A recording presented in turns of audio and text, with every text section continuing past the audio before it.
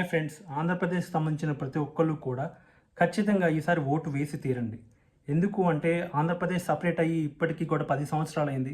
సరైన క్యాపిటల్ లేదు, సరైన రోడ్లు లేవు, అక్కడ చదువుకున్న యువతకి ఉద్యోగాలు లేవు.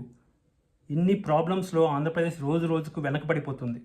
మనం ఓన్లీ సంక్షేమం ఒకటి ఉంటే సరిపోదు, అన్ని రంగాలలో మనం ముందుకు ఉండాలి. అన్ని రంగాలలో ఆంధ్రప్రదేశ్ గొప్పగా ఎదగాలి. అవన్నీ ఆలోచించి ఓటు వేయండి.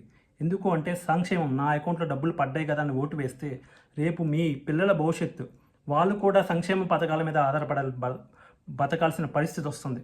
అది కాదు, మన పిల్లలు సంపాదించి వాళ్ళు ఎదిగితే మనం ఇంకొకరికి హెల్ప్ చేసే విధంగా ఉండాలి. కానీ ఎప్పటికీ జీవితకాలం సంక్షేమ పథకాలతో మనం బతకలేం.